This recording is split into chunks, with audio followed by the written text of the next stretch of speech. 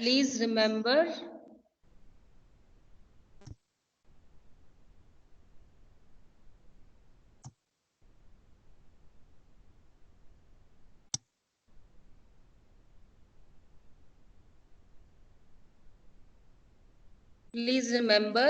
family size in demography is not the total number of people who are living with you. That is family size when you go into a family study in the field. There, if we ask you what is the family size, then you can tell the size of this family is 6 or 7, including parents, grandparents, children, uncles, aunties, etc. But in demography, family size means that the total number of children a woman can born at a point in time. Please remember, family size in demography means the total number of children a woman is born at a point in time. That is, the complete family size indicates the total number of children born by a woman during her childbearing age. Generally, it will be between 15 to 45. So now you tell me what is the family size of yours, Kirtana. How many siblings you have?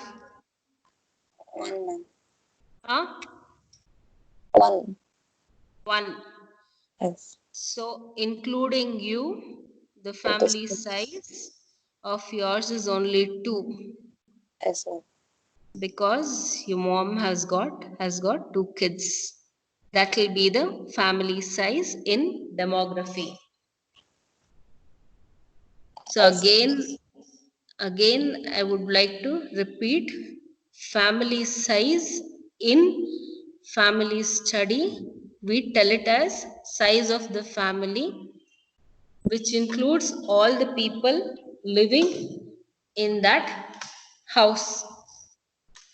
Whereas family size in demography is the number of children a lady is born at a point in time. And the completed family size indicates the total number of children born by a lady during her childbearing age. This is family size. Next, we go to urbanization. So, urban population and rural population. Urbanization, what do you mean by urbanization? So you people are staying here in Bangalore, that is an urban area. How do you differentiate between an urban area and a rural area?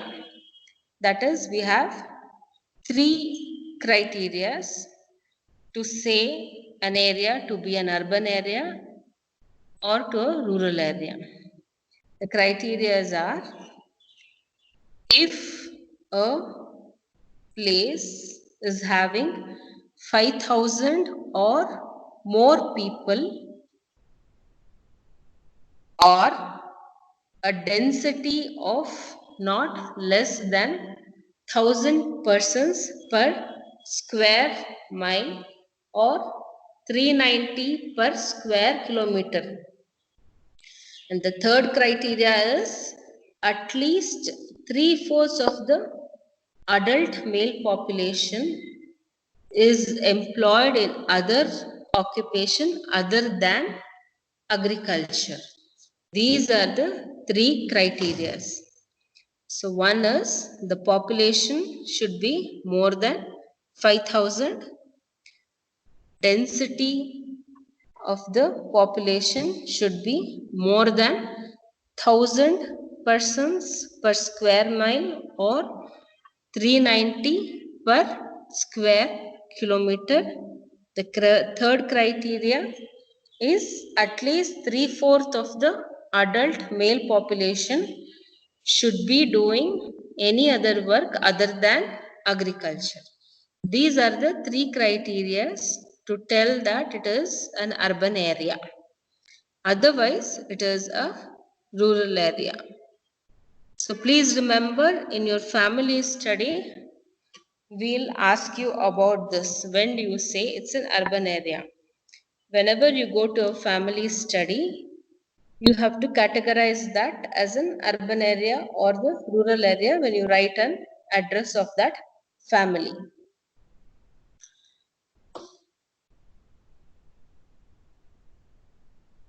So the next is literacy and education. So the crude literacy rate. What do you mean by literacy rate? It accounts the 7 years and above population for the denominator in effective literacy rate. Whereas in crude literacy rate, it is the number of literate people into 100 divided by total population in a given year. Whereas effective literacy rate is number of literate persons aged 7 and above into 100 divided by population aged 7 and above in a given area. Why this cutoff of 7 years has been given? Any idea why?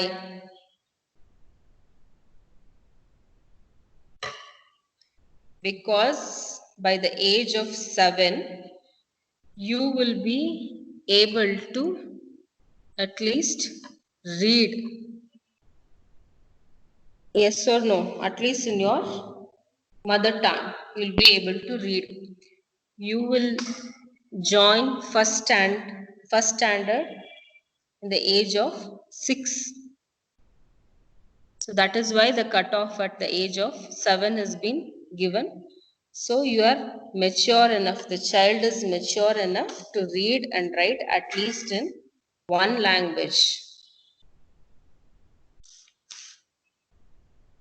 The next is the life expectancy or expectation of life at a given age. It is the average number of years which a person of that age may expect to live according to the mortality pattern prevalent in that area. So this is one of the best indicator of the country's level of development more than the development overall health status of the population. So currently, what is the life expectancy in India? So according to the census, it is around 64. Currently in India, it is around 67. That is the life expectancy now. Again, why I have talked about all these demographic indicators? That is because any change in these indicators will impede the whatever programs we plan or whatever programs we implement, and also to check all these rates and ratios. It all leads to the economic productive of our country. So we should know all these indicators. So in the next class, we'll be talking about the fertility and other indicators. So now Hemant has to give me one answer in my next class. What was the question I asked you, Hemant? Ma'am, regarding the sex ratio of India, ma'am. Okay. Okay, now I'll stop the class. We'll meet again in the next class. Yes, ma'am.